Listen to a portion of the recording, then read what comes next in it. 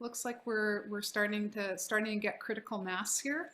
So welcome again to this bridging silos and session that's looking really at local partnerships and how can we reconceive how we look at partnerships and how we can engage. I think the extraordinary amount of resources that are available to us in our communities, in our region. And one of the things that I have particularly been glad about as somebody who started off working in climate change 20 years ago, I'd say back then it was a fairly lonely experience. There weren't that many people who were working in the climate change field. And, over the last couple of years, I mean, it's just been remarkable and incredibly gratifying to see how many folks, whatever their place and station in life, their discipline, their work, their interests, they're stepping forward and they're saying, how can I help? How can I be part of the solution? And so I think there's this extraordinary opportunity right now in terms of bridging silos and rethinking how we do local partnerships, because climate action is ultimately a team sport, and we're gonna do this better together. So I'm just gonna take a few moments to set the stage here, and I'll do that by sharing my screen. And here we go. So yes, you are in the right session. And as a bit of a background, I've just recently completed a 5-month permaculture design course. And it's been a remarkable journey in many ways. And one of the most notable ways was I found that it was like a synthesis of so many things that I've been interested in and studied over, really my entire adult life. I feel that there's so much that we can draw from the permaculture lens, which was ultimately, I mean, Bill Mollison, who was, you say, the synthesizer, he was also deeply informed by the Indigenous peoples in Australia. And so there's a stream, a very powerful stream inside of permaculture, at the very center, the ethics of care for the earth, care for people, and fair share. And I'm not going to spend a lot of time on this graphic, but you can see the different dimensions of where the petals of the flower show the different dimensions of where permaculture applies its thinking, its knowledge, and brings systems together. And then on the outside are the 12 principles that begin with observe and interact. And just listening to Jeanette this morning, if you were there, as she described the nature of traditional ecological knowledge, that it's fundamentally based on our capacity to observe and interact with the life around us, whether that's the ecosystems and the biological life, or whether that's the people life, if you will, and the human systems and the organizations and the trends. And so to become excellent at discovering the patterns around us and then looking at how to bring those together into designs that work. I think that's really at the core of this local partnerships conversation. How can we be better together? How can we move forward with the resources we have and use them the most efficiently, the most effectively, the most elegantly?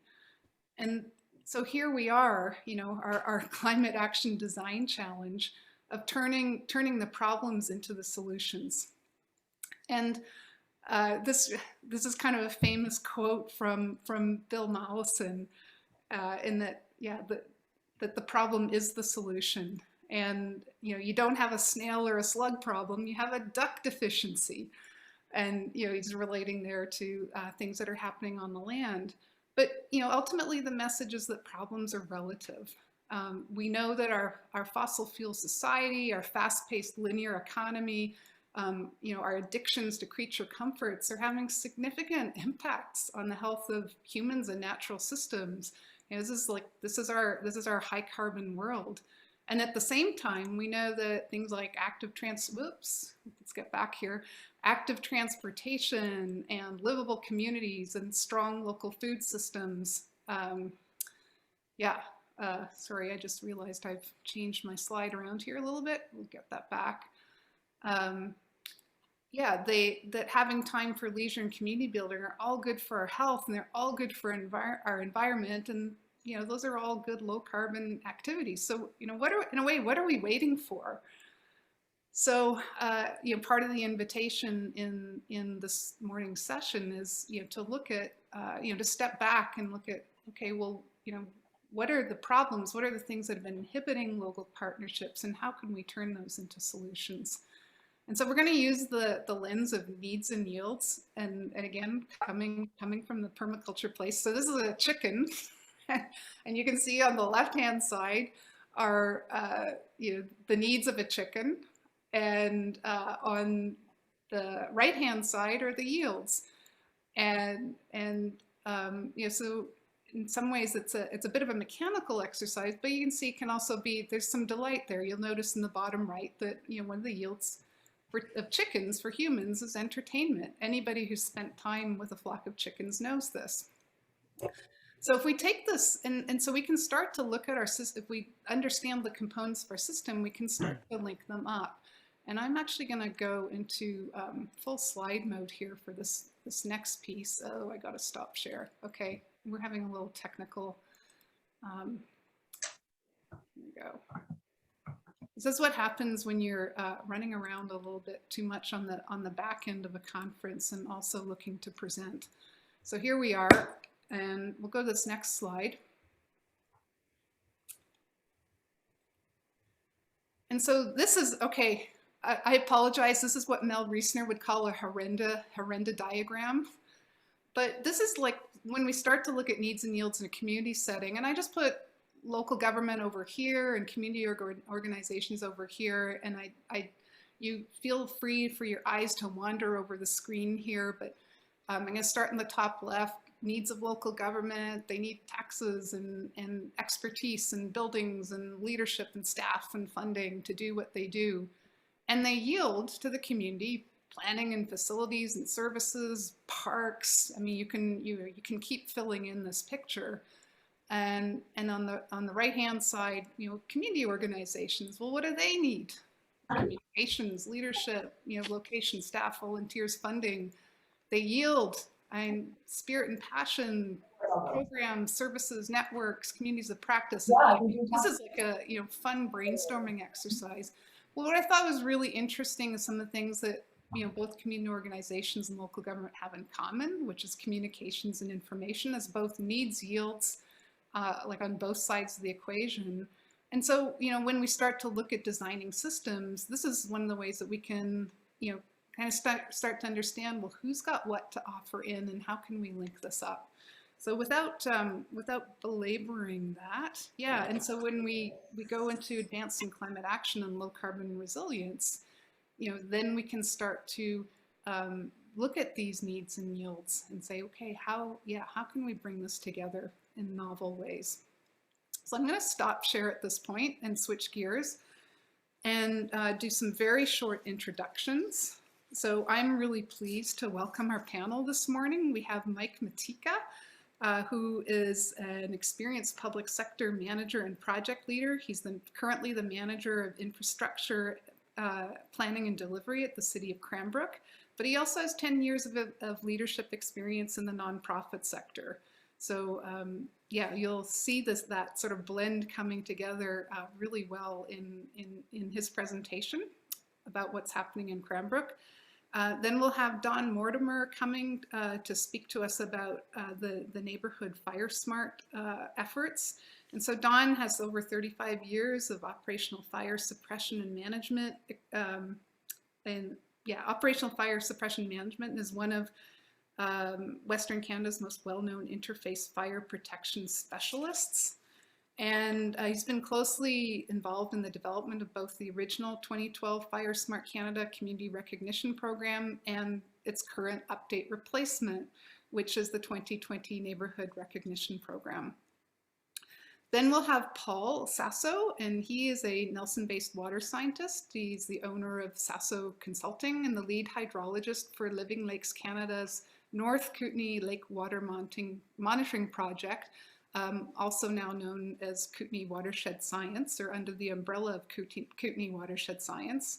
And so he's currently monitoring multiple stream flow measurement sites across the Kootenays, doing watershed assessments, and he works on water quality projects in both the public and private sector.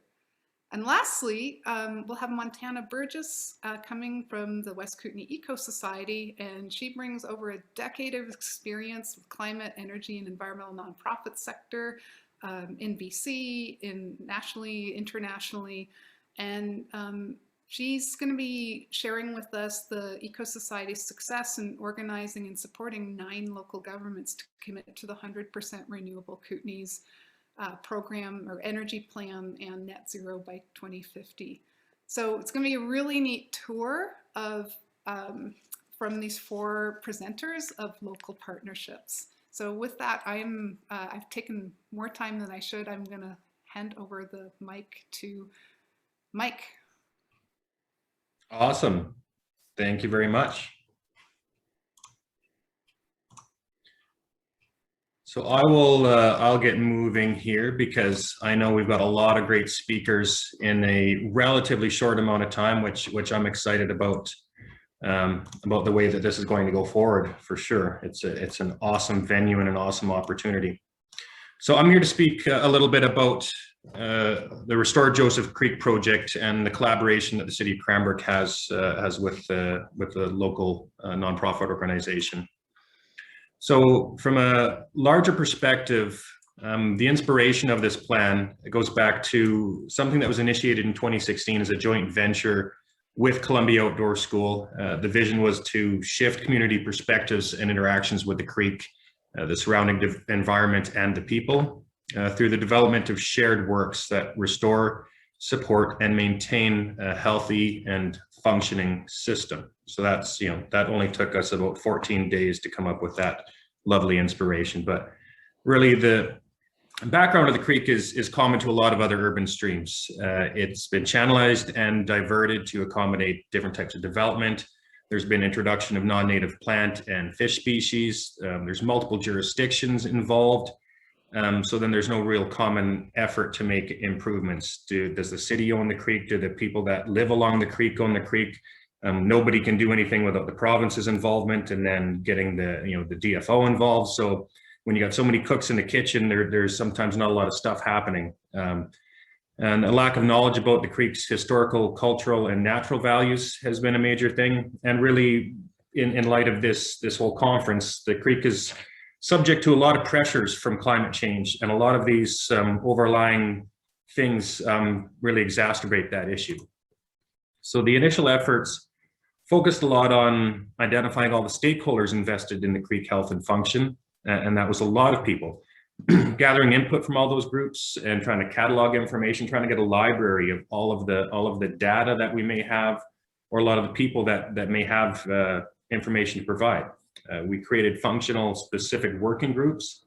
So if you're dealing with recreation, with culture, with heritage, with infrastructure, we created some working groups that could work on function specific projects and priorities. And then we pulled this all together into a management framework document. So this was luckily at the time when we could all get into the same room in close proximity and work collaboratively. We will get back to those times one day. And we created a really neat, sort of a living document. And this was the first draft, and it's gone through a couple changes since then.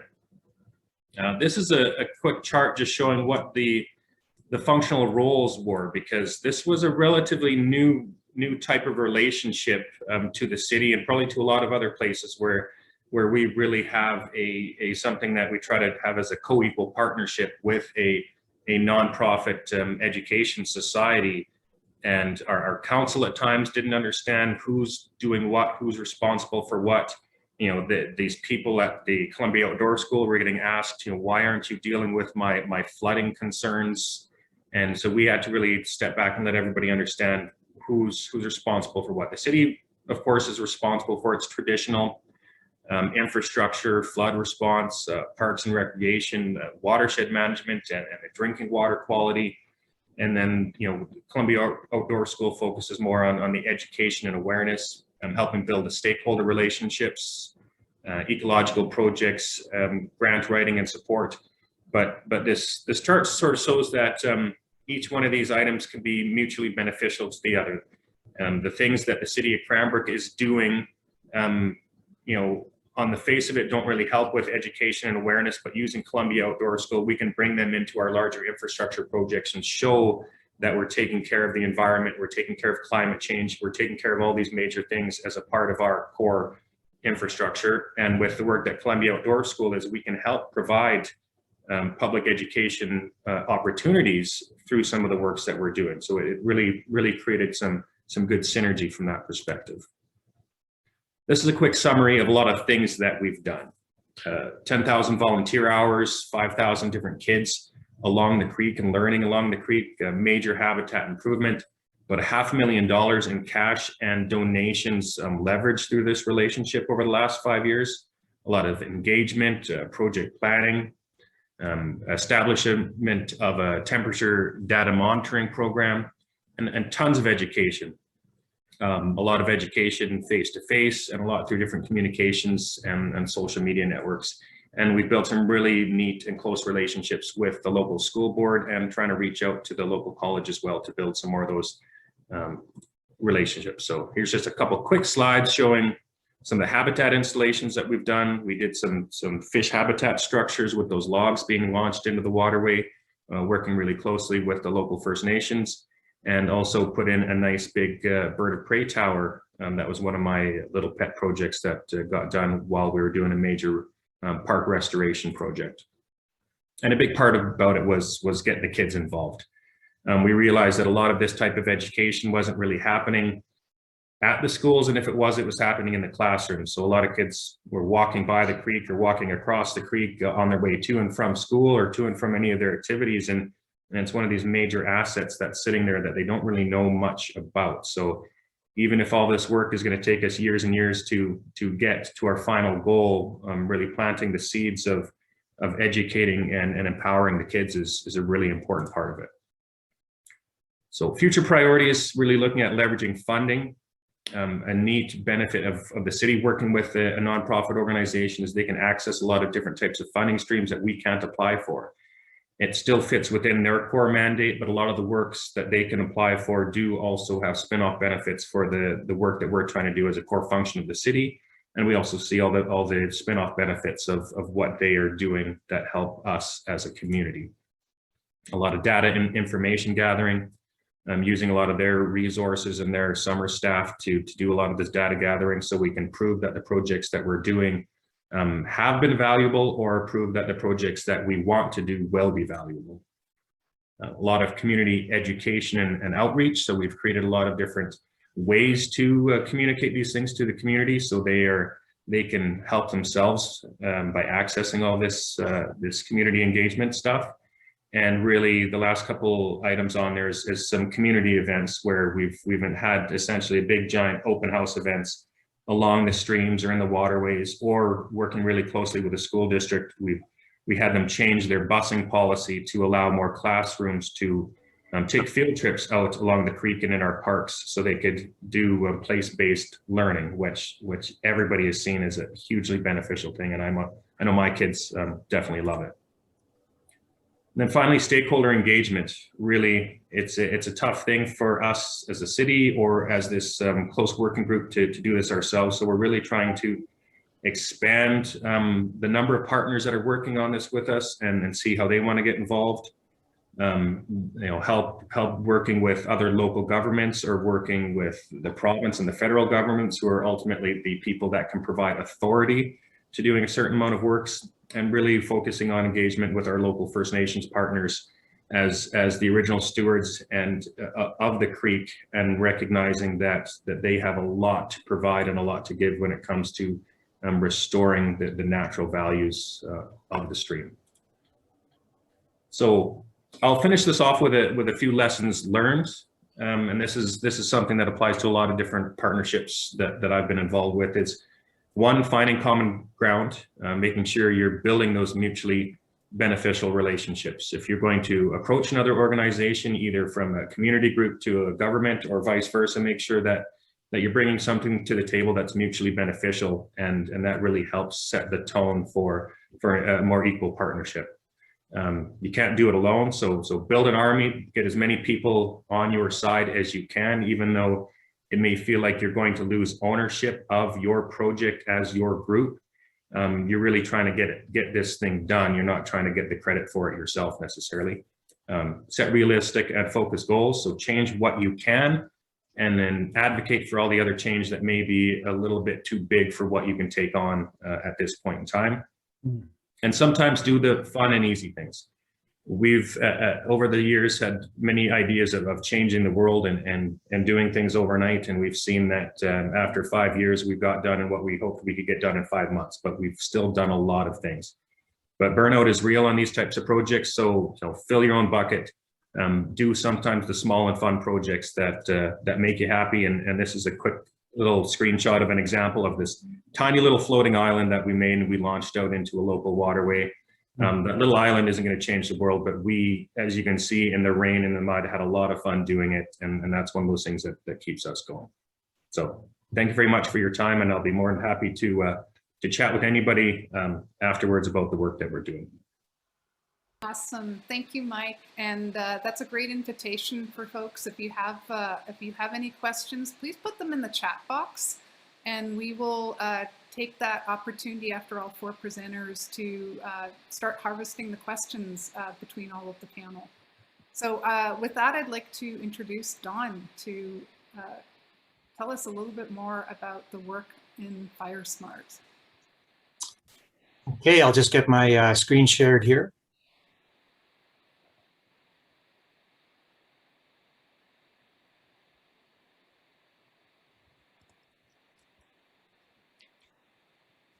There we go. Hello, I'm Don Mortimer. I'm the FireSmart Program Coordinator with City of Rosslyn. I'm going to provide some information on Rosslin's FireSmart Neighborhoods program. This is a partnership session, and we're looking at how communities are advancing climate adaptation.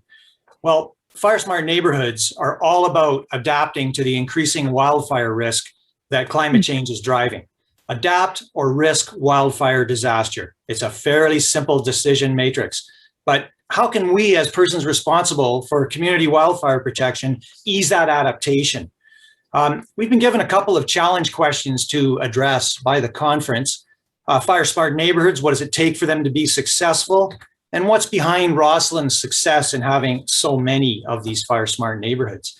To answer those questions, we may want to back up just a bit and talk about the role of a FireSmart neighborhood in community wildfire protection, which looks to reduce high intensity wildfire with fuel treatments on the public land.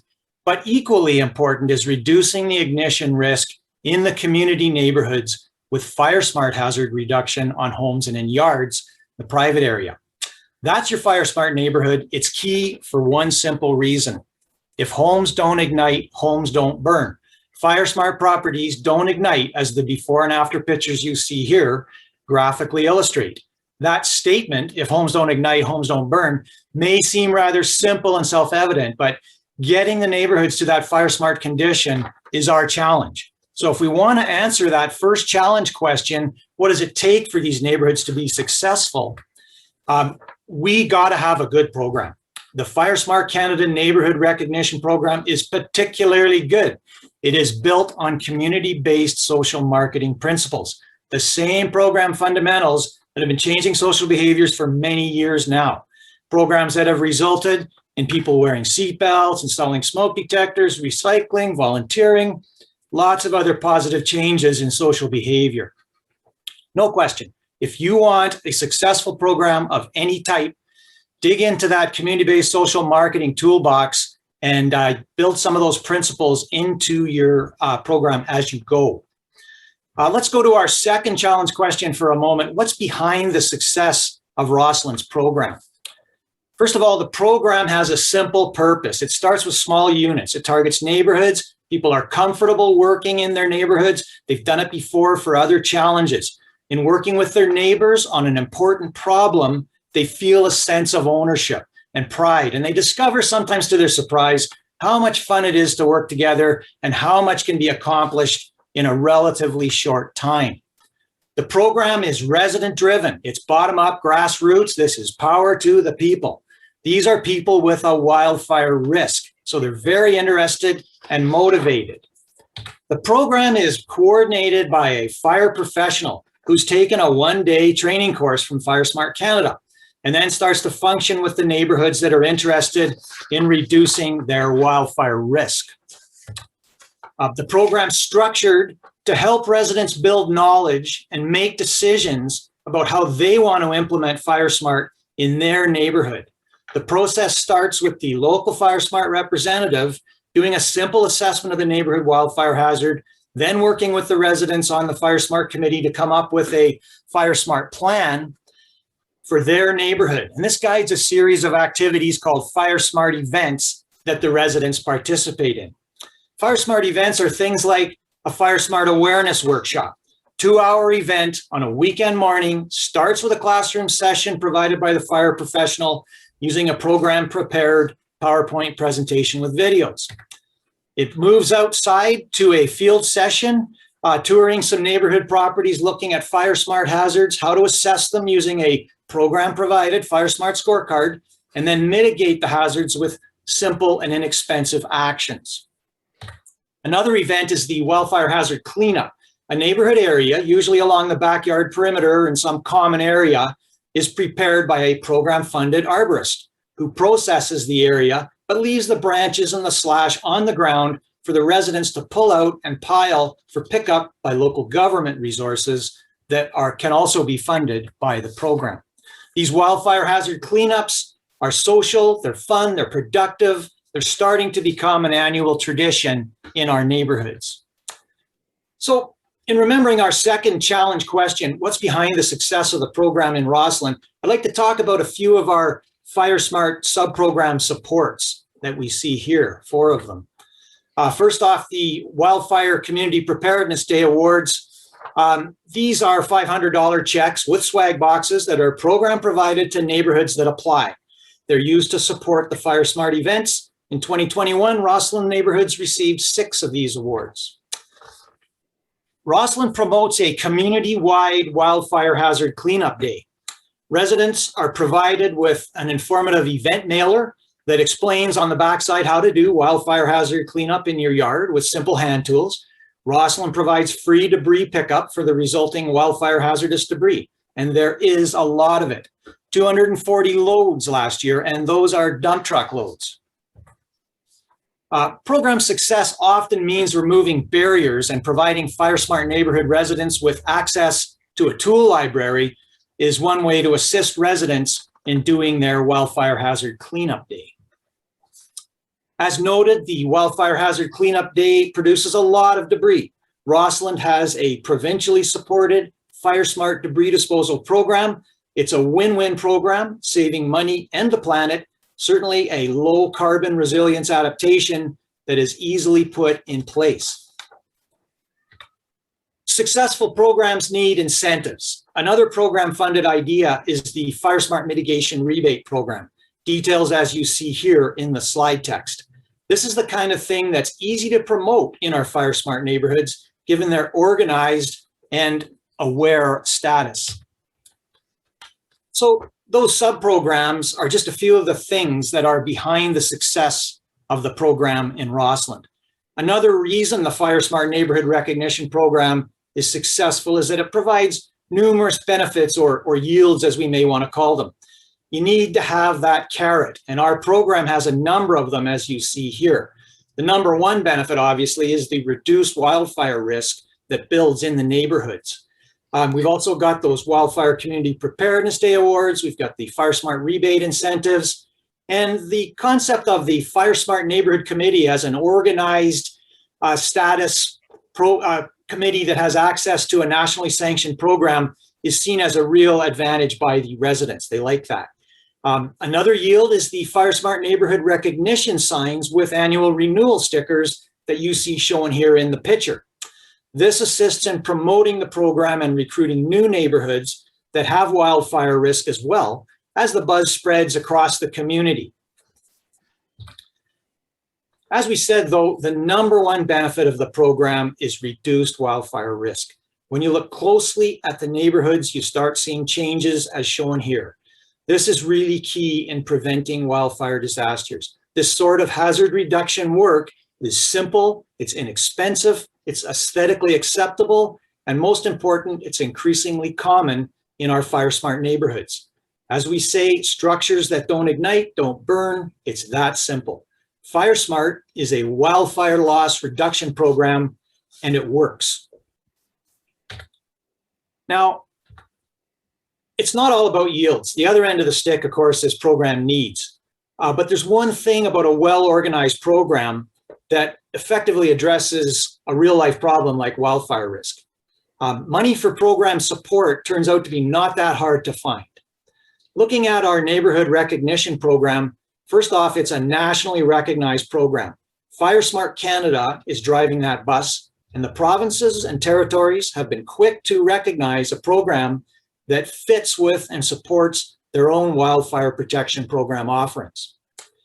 BC Wildfire has really stepped up and adopted the neighborhood recognition program with over 100 neighborhoods recognized in BC and counting. At the local government level, money can be harder to come by. But the good news is that the province steps in here and offers funding through the CRI program. All of the programs I've talked about today are provided in Rossland with virtually no cost to the local government. Okay, so that's it. I hope we've answered our challenge questions on FireSmart neighborhoods. What does it take for them to be successful? What's behind Rossland's success in having so many of them? And I hope that those of you in the program world outside of FireSmart and community wildfire protection have seen some ideas and heard about some concepts that may work for you in your program. I thank you and look forward to talking in the Q&A. Awesome. Thanks, Don. And really, really interesting to see sort of all the different layers of FireSmart. And, you know, again, I think the thing that's so striking about the FireSmart neighborhoods is that they are very much a neighborhood, neighbor-to-neighbor driven effort.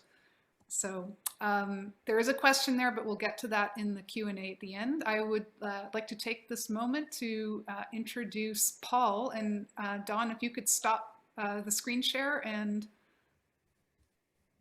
we can hand... Here we go. There we go. Hand over the screen share to Paul. And keep your questions coming in the chat as they're coming up. Hi, everyone. Just, there we go. Excellent. Thanks for the introduction, Ingrid. Thanks for having us. So we are now officially called Kootenay Watershed Science. And I'm just going to go through this presentation. I'm going to give you a bit of information about who we are and what we do, and then we'll just get right into our partnerships and how we've been benefiting from those. So here we are at Kootenay Watershed Science. We're made up of a group of many volunteers, students, local citizens. We have an advisory panel. We have a scientific and technical advisory group, and that are very helpful with members from the public and private sector. And we have a contract staff, which is myself. I'm a hydrologist, and then Mark is our program coordinator. And then our overarching and parent organization is Living Lakes, who we joined up with about a year ago. This is one of our advisors in one of our creeks, and these are some folks out doing a snow survey in the pictures on the left there. So what we do at Kootenay Watershed Science, we're building an in-depth understanding of Kootenay watersheds to enable us to make the right decisions to keep our communities and ecosystems healthy and safe in a changing climate. How we're doing this is we're trying to generate important data to contribute to climate change action planning and mitigation. We monitor small and medium-sized watersheds and we are looking to get really long data records that are actually useful for climate change planning. The longer your record is, the more useful it becomes. We do periodic major reporting and analysis of our data, and we also have a community engagement program where we take volunteers out in the field with us. And we also work with Selkirk College now, working with their students, teaching them about water monitoring. And we make all our data freely available on the web for anyone who wants to use it via the web portal through Aquarius. And we're also starting to work with the Water Hub that I'll talk about in a moment. So how we do it, we our stream stations, we have 7 stream flow stations. We put a pressure transducer in the water there. And we measure the height of water at our stations. And then we go ahead and we do flow monitoring to give us our discharge in meters cubed per second with salt dilution gauging. And we visit our sites regularly to make sure things are working properly and download our data. Then we get up into our other stations. We have 2 high elevation and 1 low elevation climate station, which are measuring precipitation and temperature. And we have some snow depth stations at local ski operators. And we also have 2 high elevation snow survey snow courses that we complete throughout the winter 4 or 5 times. Here's just a map of where our stations are. You can see the watersheds that we're monitoring in purple. And so we're up around the north end of Kootenay Lake here at our seven sites. So interestingly, now looking at the partnership side of things, Kootenay Watershed Science actually originated with local government and has been working in partnership with them ever since. So in 2005 to 2009, water monitoring was really established as a high priority for residents of the RDCK and District of Kaslo. So at that time, there was some watershed monitoring going on already, and the Kaslo District and Community Forest Society took that on and enhanced that program and began doing some more monitoring. Then in 2016, the Kaslo District and Forest Society could no longer run those programs, and then KWS formed under our previous name of North Kootenay Lake Water Monitoring Project and took over those sites and then expanded to some other sites. And we guided our whole project by a report that was put out by the KCDFS as well. And then, and out of that kind of grew the Kootenay Lake Local Conservation Fund. So the Kootenay Lake Conservation Fund is one of our current partners who helps us with funding most years. And they originated in 2014 when the RDCK did a poll and established that the residents were willing to pay a $15 per land parcel tax that would go towards conservation projects. And it's a great program that helps out a lot of different conservation related organizations.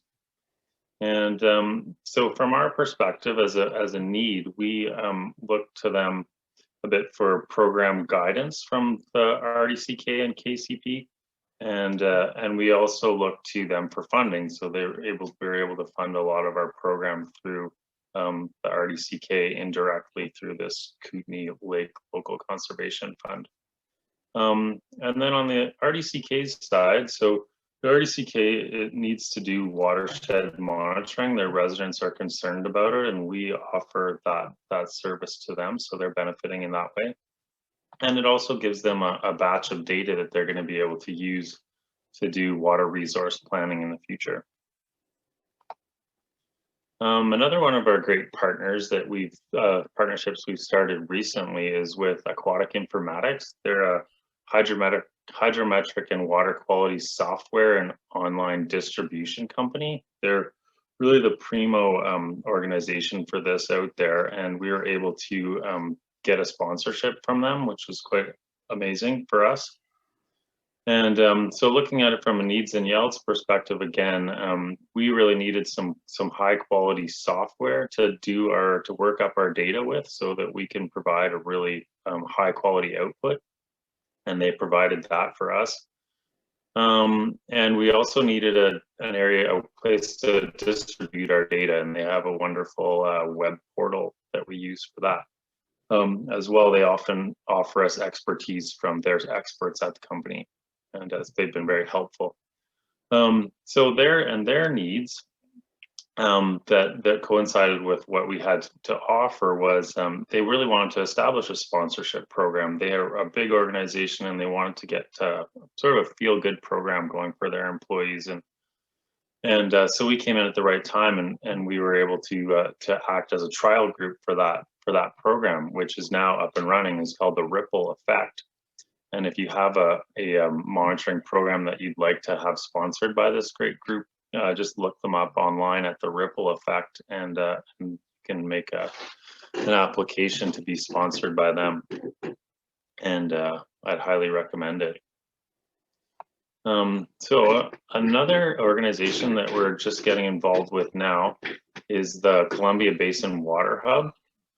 They're going to be a central place for storing water data from around the Columbia Basin. And they're just starting up this month. It's going to be a great database where we can store all this stuff from local community organizations, and other groups are going to be storing all their data and making it very accessible and user-friendly. And they're also under Living Lakes Canada. So that's their website there on the bottom. And you can also check them out in the exhibit portal here. We're looking forward to working with them. And just as a little wrap up, here's a few things we've learned through our partnerships over the years. Don't be afraid to ask. Just it's amazing what can come from a little email. Somebody may be looking for just the fit that your organization can make with theirs. Next, partnerships take time, and just be ready to put some time in, and keep your communication open, and make sure everyone's on the same page. And also understanding your partner's needs. Look to what they need and how you can be useful to them. And also in that, being flexible and being ready to adapt your program and your data outputs so that you really are able to be a good partner. And that's it for me. Thanks very much. All right. Thank you, Paul.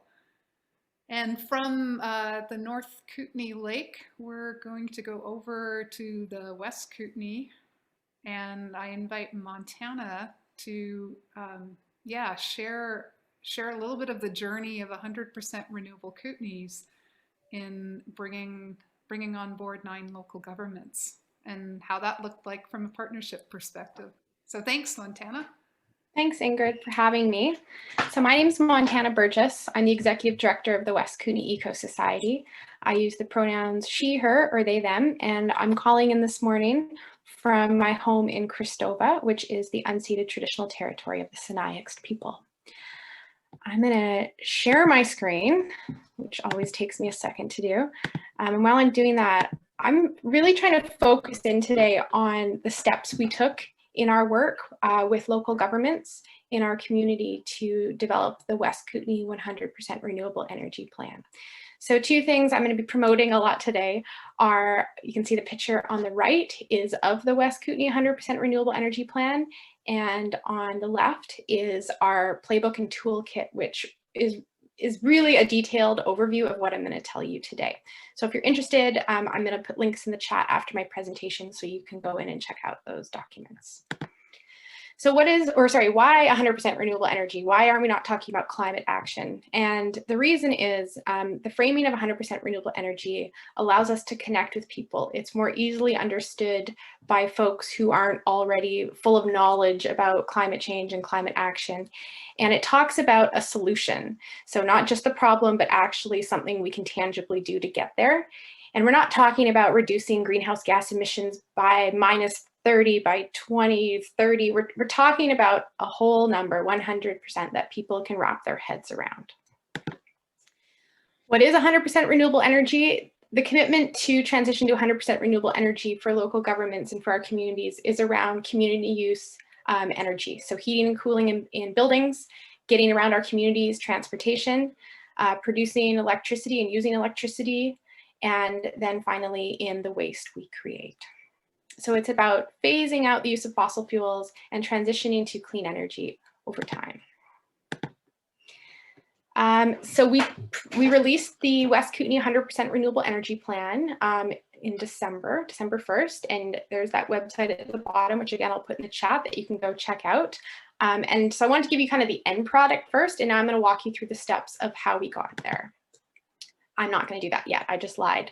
Highlighting in the plan is we really leaned into the framing, again, not around like GHG emission reductions, but around things that affect people's everyday lives to make it really tangible. So around health, around safety, and around economic strengths. So again, to try to make it relatable and not this, this out there idea that doesn't mean anything, but to ground it in experiences that people have every day. Now into the steps. So we started this work back in early 2016, so about 5 years ago. And our strategy was that if local governments were going to make this commitment to transition to 100% renewable energy in their community energy uses, they're not going to do it without the backing of their residents and key stakeholders, because those are the people that elect them and have their voices heard at the community. So we knew that if their community was supportive of this, then they would likely be more supportive. So we spent a long time in communities talking to people, having one-on-one conversations, having group presentations, workshops, and trying to understand what people thought about this idea, if it was connecting, and identifying the folks in support of this. And so in each community, it varied kind of the support we got before we took the next step, but generally we found there was wide support. And because we were talking about tangible impacts in people's lives around things like transportation and health and safety, it was easier for people to relate to it than just like a broad idea of climate change.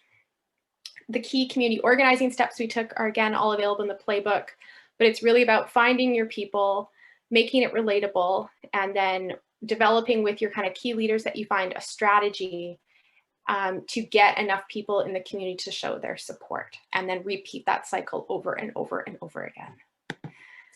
The next step we took was presenting to decision makers in showcasing what their community wants. So when we felt like there was enough support that we had found in the community, we went to local government councils and usually made a presentation, depending if they thought that was a good idea, on what this commitment means and how much support there was in their community. So this is a picture of New Denver from when we made the presentation there. Then there was a big kind of community council debate, and they decided they wanted to pass the resolution.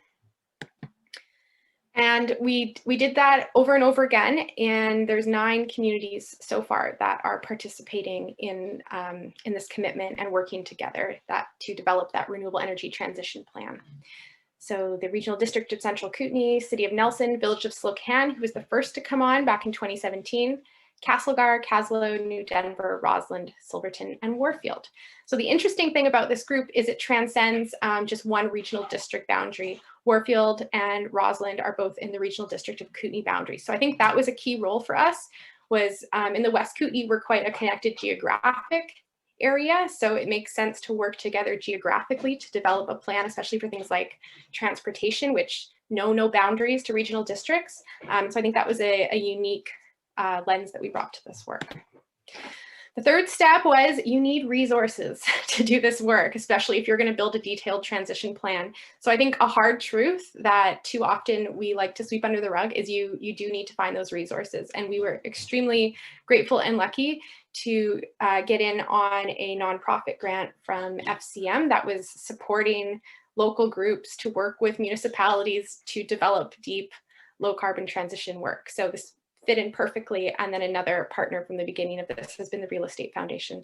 So many other partners, but these two were key in providing resources so we could support these local governments to build a transition plan.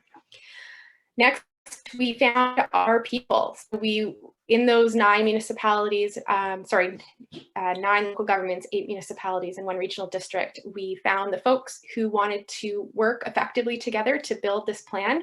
And we met with them as in person pre-COVID over and over again. And that was really foundational for developing trust and those relationships with each other. And the other unique approach we took is we found staff champions and elected champions. So it was this hybrid working group of staff and elected officials. And that was to make sure that we were keeping the ambition on the table, keeping it on the table at the leadership level, but then also having the people involved in doing the work present in driving this process forward. Another sub-step was making sure that you're able to adapt and pivot. So you can see that we started meeting virtually like everyone else did last year. And it was just kind of a lot of luck that the timing worked out in the way it did. We had been working together as a group for a year before COVID hit. So we had that trust built from those in-person meetings. But I think regardless through the whole process, we made sure to check in different configurations with our 9 local government partners very regularly to make sure they were clear on what was happening, to make sure they could get the information they needed to help talk through the politics in their particular situations, so we could figure out how to keep this moving forward.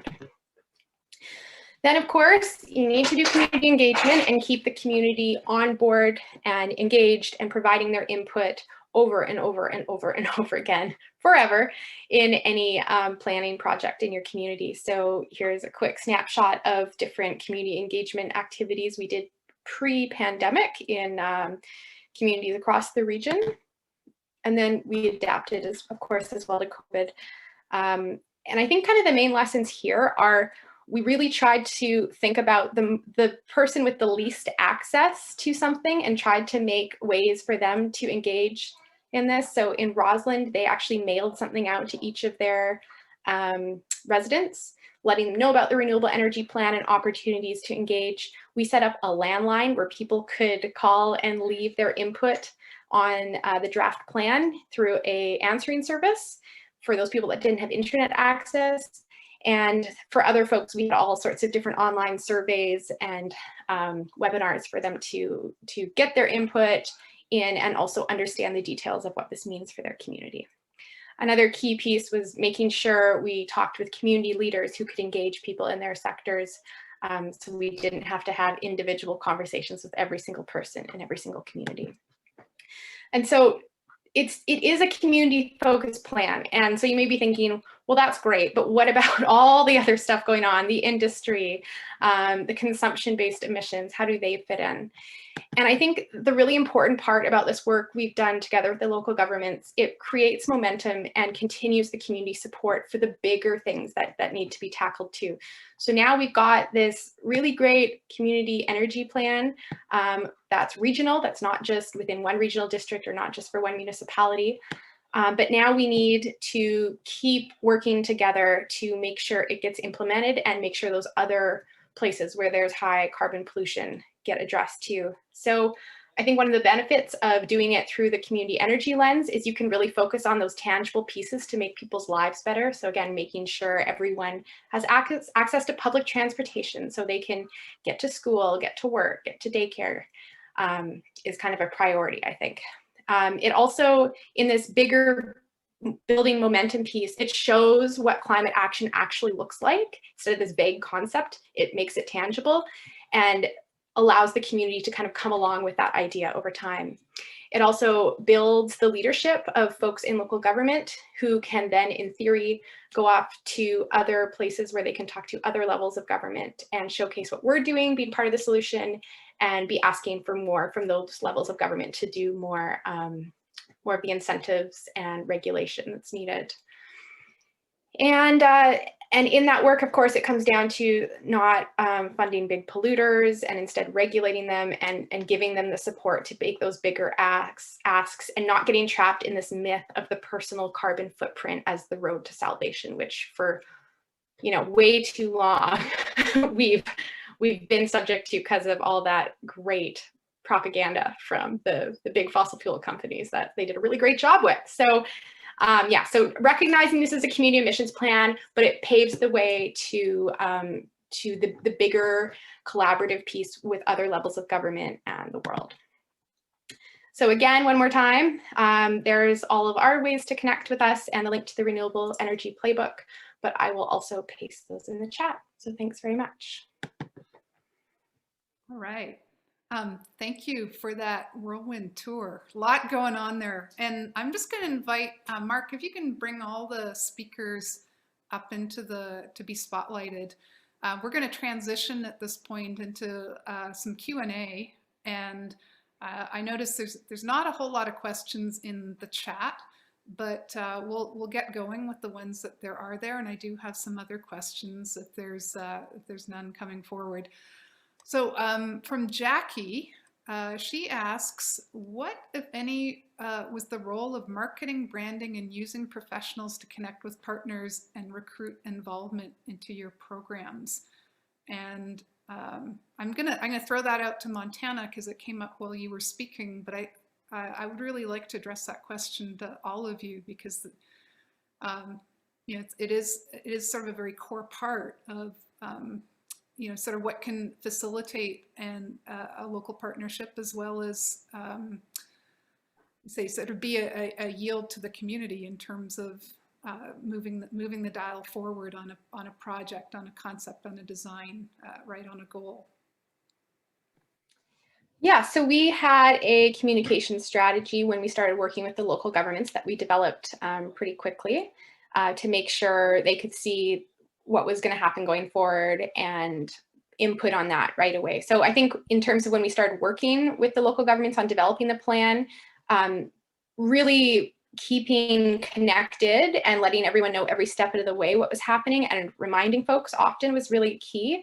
In terms of working with, I mean, in the nonprofit world, marketing and branding aren't really the terms we typically use. We call it communications, and we do most of that in-house. So it wasn't really using a ton of outside folks. We did have someone help us with the layout on the 2 reports and the website design, but in terms of developing key messages and toolkits for all the engagement work and the promo for getting the community to interact with the renewable energy plan, we did all of that in-house. All right, and just going to invite in any of the other presenters if you'd like to respond on that question in terms of just marketing and branding, using professionals. Yeah, I would echo what Montana said, and yeah, with a fairly low budget, we don't have too many professionals involved, and we kind of try to make ourselves the professionals and see how it goes. Certainly, that's the beauty of the FireSmart program is having that national template for branding and program identification, strong websites, and lots of material that's put out by FireSmart Canada. I guess I could add to just as one of our new partners with Living Lakes Canada, we're now part of a larger organization and we will have more access to that sort of thing. But when we were just developing, it's definitely been a grassroots organization. But yeah, I'm hoping that could be one benefit of working with or being on board with Living Lakes is more expertise in that regard. Right.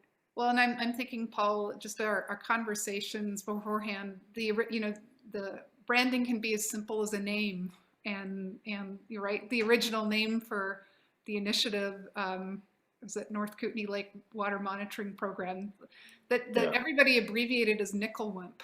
Yeah.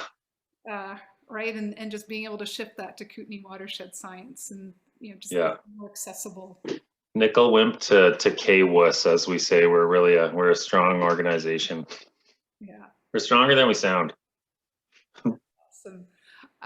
Mike, any sort of thoughts around, like, when it comes to just the local partnerships piece around the, you know, branding, marketing? I think it was just a lot of trying to connect to multiple different networks and just kind of build out, you know, horizontally from that perspective. So, you know, if there was any other like-minded community organizations or anything that the city could do with its social media use, just finding more platforms to share that information. And so eventually you're going to try to hit everybody in the community from one direction or another based on how they may have interest in that project. Great. Okay, and I'm just going up. Where was Alicia? Alicia had a question for Dawn. Just can you talk a bit more about what happens to the woody debris and what is measured? Yeah, talking about the greenhouse gas reductions, I'm assuming with our FireSmart debris disposal program was the area of interest. We have an agrologist who is a permaculturalist as well, and very strongly identifies with ways to reduce carbon. That's one of the reasons we put the hugelculture site, the mass hugelculture site, in place in Rossland. It's eliminated all the burning that was previously done, and also transportation to regional landfill, which lets out other kinds of emissions. So he's certainly the expert on what we gain from the FireSmart debris disposal program, but it's definitely helping to reduce our greenhouse gas reductions in conjunction with debris disposal. Right. And, you know, I'm just realizing some of these questions are I'm going to say, sort of a little bit more technical focused. There's another one for you, Don. I'm going to leave you to maybe answer that in the chat, because I'd like to keep the focus on the local partnerships piece. And sort of really bring it back to the question of, like, you know, in your experiences with your different projects and partnerships, like what, yeah, really getting to, I can say, what would be one of the most satisfying experiences you had in terms of, you know, sort of busting a silo or bridging a silo, and then also just silos that you're still battling, if you will, in terms of the projects that you spoke about. Does anybody want to take a? I could start a little bit there. I think our project started definitely as a bit of a silo, and then certainly joining up with Living Lakes Canada gave us this group of new colleagues and people to work with that were working in other areas of water science, and that's been really helpful. But part of it still, I think part of the challenge there too is being a sort of a low, or not having a huge budget. It takes quite a long time to really build partnerships and break out of your silos and meet more people and connect, and that all can take a fair bit of time. So right now we're trying to do that as much as we can and get involved with more people and bridge those silos, but we also have a lot of day-to-day work that we have to do, and we're sort of trying to squeeze in as much of that as we can. But yeah, it is time. It does take time to do that. I just jump in really quickly with community wildfire protection has largely, it started largely with public agencies doing hazard reduction on public land. And they, for various reasons, jurisdiction and policy, were unable to do anything on private land. But once they perceived that there was a program that would allow them to work with private landowners, you know, households, backyards, and homes to affect, you know, really good mitigations, they were on board with that. So we kind of broke down that silo that existed with public agencies unable to effectively implement FireSmart. They're now a big supporter of the program.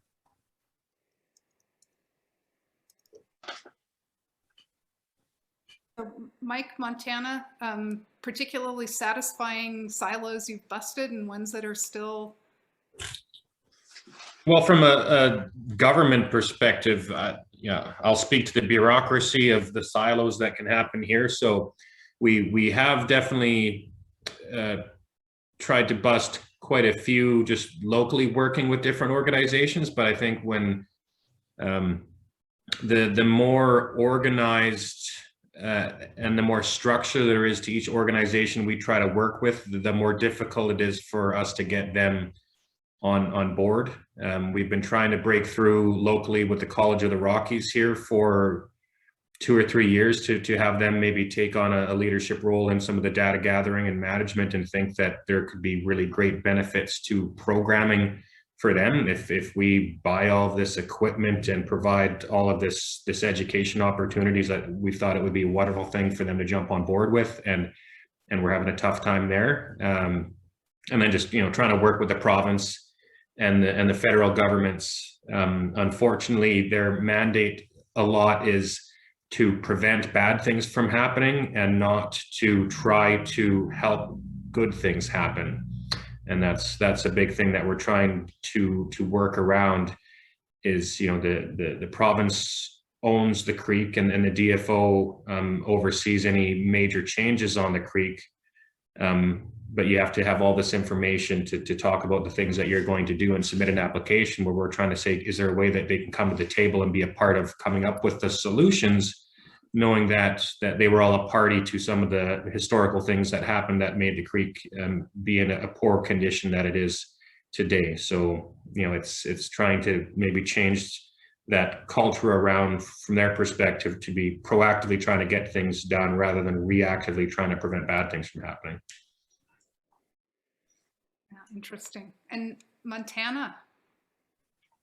Yeah, interesting question. I think in the process of working on the renewable energy plan with the local governments, we broke a big silo by having a community group work with the local government to develop a plan versus like a outside consultant. And, we brought in the resources. So that was like an interesting way of doing it. That said, in any community engagement work, you have to look at folks in different kind of categories and constituencies. And I guess you don't have to, but we tend to. And by doing that, you're often working with the ones you already have relationships with, especially when you're trying to show numbers of engagement, like the biggest engagement possible. So I think because of that, we often, especially in the environmental movement, we miss folks that think differently than us, and we have to work harder to find those people, listen to them, understand where they're coming from, and meet them where they're at to find the common ground to move forward.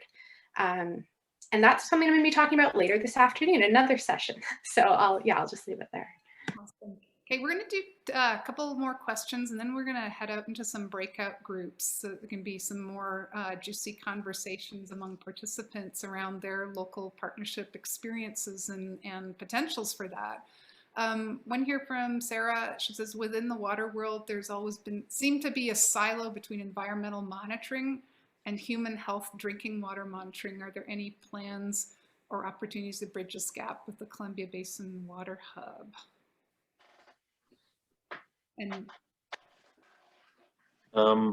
I think you could probably check in with Santiago on that, who is going to be running the water hub. I'm not exactly sure how what their plan would be for that. okay. But you can find his contact in the exhibits and check in with him. And there's a question here about anyone have agriculture and climate silos success story in regards to farming and climate action, two silos that need to work together. There was a really good session yesterday that tackled some of this. And so Lee, I'd encourage you, once the recordings are available for the conference, that would be a good one to check into. So at this point, I'm going to, take an opportunity to shift the space a little bit, and the invitation is to go into breakout groups, and we have some questions for you that you can consider in regards to local partnerships that are happening in your area, your community, whether they're already in existence, whether you're looking to expand them, whether there's new ones. And I'm going to put 3 questions in the chat here. And make sure I'm chatting with everybody. So, and feel free to choose one, 2, or 3 of those questions. Go wherever you like inside of your group, but to go a little bit deeper into this idea of sort of the needs, the yields that are out there. And, we have this heightened community citizen desire to engage on climate action. Like how can we actually start to engage that energy better in our communities? And, what are the opportunities to nourish those partnerships and the secret sauce? So with that, I'm going to ask Mark to send folks out into breakout rooms for about 12 minutes.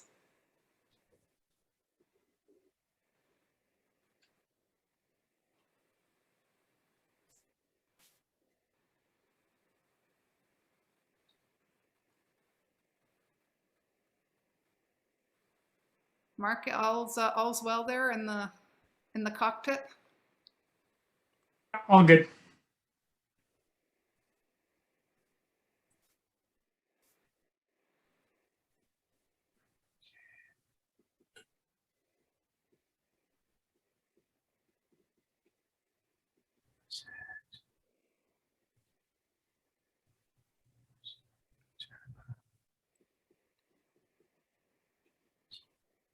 Okay, a couple folks left.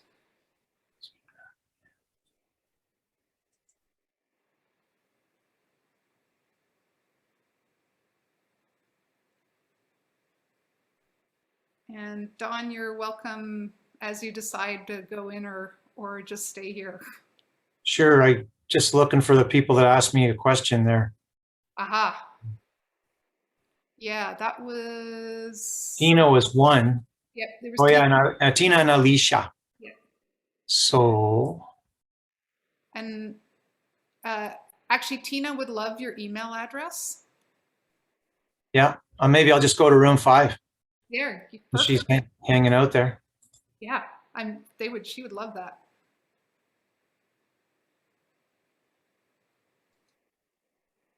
Yeah, sorry about that. A number of people left just as we were going to the breakout rooms, and so a bunch sort of were empty or had one person in them. Oh God, yeah, people are so funny about breakout rooms. Yeah, I actually think they're fabulous. It's an opportunity to actually, connect with people in a more. I think it's ironic that we're talking about local partnerships and people. Yeah. It's like, ah! Oh God, my brain is just fried right now. It's it's crazy. Hey, I mean, I feel like I'm finally starting to, get a little more comfortable with this process. Yeah. Been a learning process. It's not that it's complicated. It's just, having walked through it a couple times now, and yeah. Yeah, it takes a little bit. I've certainly come to the conclusion that, trying to run a session as well as doing conference organization is not a good idea. No, no. It seemed like, it seemed fine on paper, but like now I'm just sort of like, oh my brain is just not, it's not functioning at a very effective level right now. Yeah, it's interesting. They talk about, well, there's obviously the idea that women are much better at multitasking than men, but they've done all these studies that say that in fact multitasking is you're not actually capable of multitasking. It's just some people are better at switching between tasks more quickly. Yeah. But in fact, they're not actually doing 2 tasks at once. And that multitasking is not as efficient because there's this bit of a ramp up process every time you switch tasks. So less is sort of more, I guess. But in our world, it's not that it's possible to, completely avoid it. But. Oh, we have a direct message. Was there supposed to be questions? Yeah, Seal Morgan.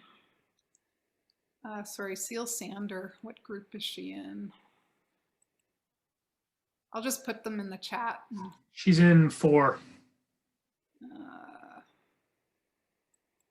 It's interesting. Oh, I didn't hit return. Jesus. Oh. What a rookie. This is what happens when you're on fumes. Yeah, no, exactly. Yeah,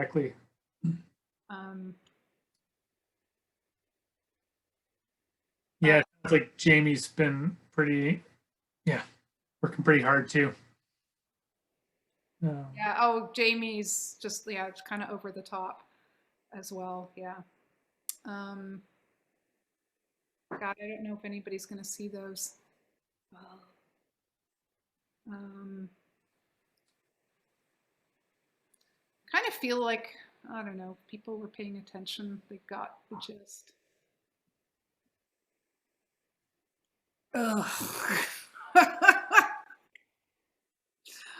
I like to be way more professional than this. Regardless, you had some fruitful conversations. And I would love if there's a couple of people that just want to volunteer a little bit about what was shared. Is there anybody out there that is? It was really serendipitous, the people that were in the breakout group in ours, because 2 of us had similar challenges in our communities, and the other person was able to offer some bridging solutions. So that worked out perfectly for us. Thank you. Fantastic. Sharing the wealth. Yeah, That's Karen Barkley and I ended up in a room together, and we're both with WildSite branches. So we're not having a meeting this month. So we thought we would just update each other on what's going on, what our challenges are. So it was serendipitous as well. Great. Well, and serendipitously, I discovered that Mark put put the speakers in the same room. So I had a little, had an opportunity to talk to them as well, how to do this, how to wrap up. And, I'm actually recognizing a lot of folks here are from a community lens versus a government lens. And we've got Mike here, with that as a government staff, local government perspective. The question I want to put to Mike here is, what would be your advice, recognizing that there's more and more community groups looking to do, looking to move things forward on climate action in whatever way their communities, their local government as a partner, or to have some sort of relationship. What advice would you give to the groups and the people who are thinking in that direction to be successful in those partnerships?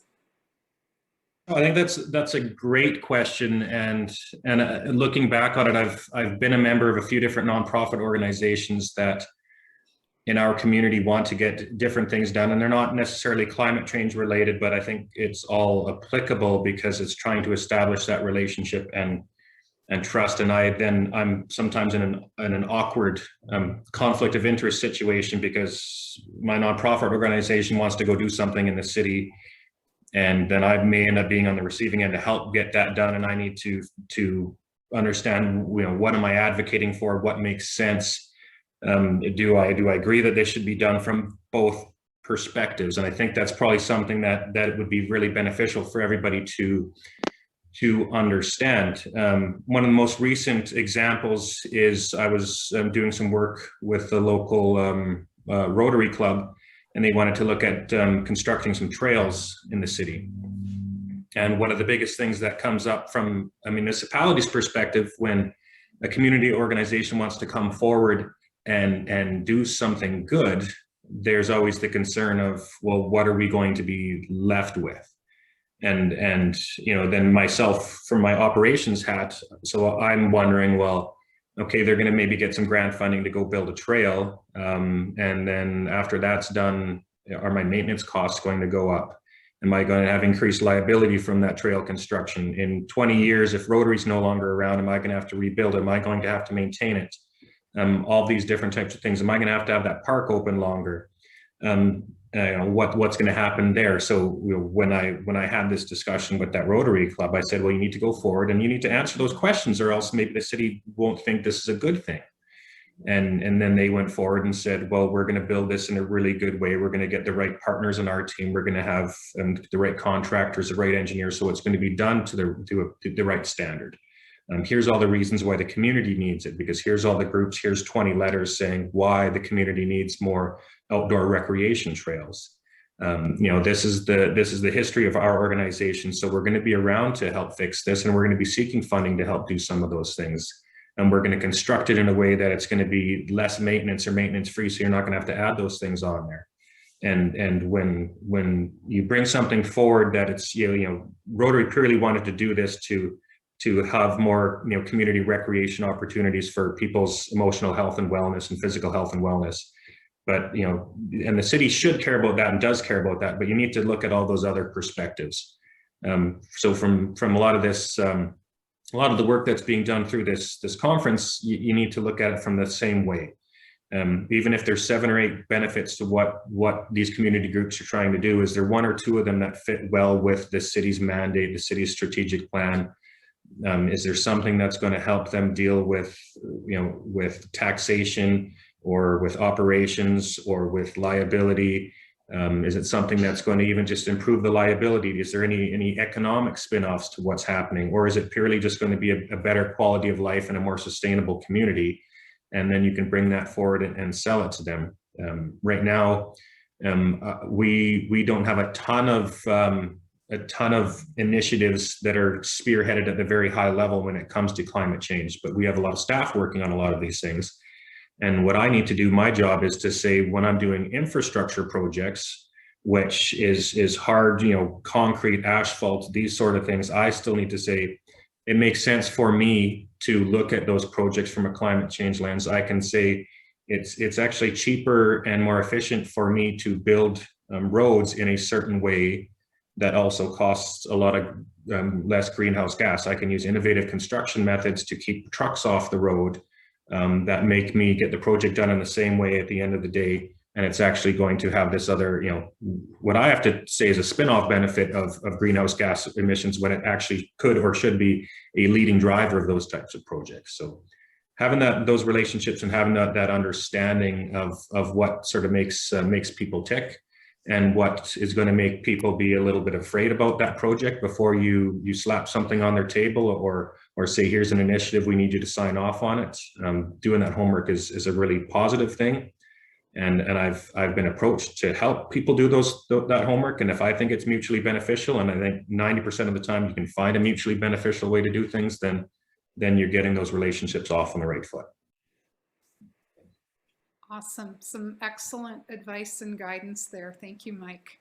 And I see we're at time, so I am going to wrap up at this point and just give a really heartfelt thank you to our presenters, to Don, to Paul, to Mike, and to Montana. And I hope that this session was in some way illuminating in terms of the work that you're doing out in your communities in advancing climate adaptation and low carbon resilience. So thank you for coming here. And I'll invite you to go to the open space that's going to be happening. It's going to be starting in 45 minutes. Come check it out. It's super fun. And you know, just bring your lunch or what have you and find a group to continue chatting. There's all kinds of themes there where you can find each other under the umbrella of those different themes. So thank you, and we'll see you either at the open space or in the afternoon sessions. All the best.